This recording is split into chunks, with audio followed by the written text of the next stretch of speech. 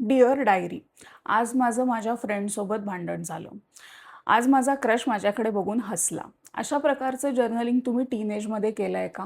किंवा कदाचित अलीकडे सुरू केलं असेल आणि कंटाळा येऊन बंदसुद्धा केलं असेल. असं होतं बऱ्याचदा.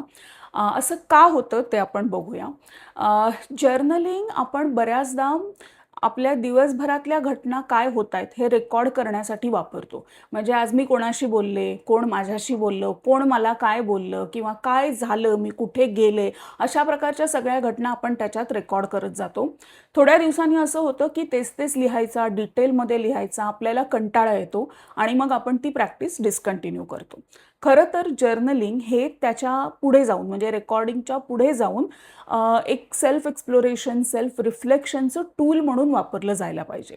म्हणजे काय तर माझं माझ्या फ्रेंडशी भांडण झालं ही घटना आहे.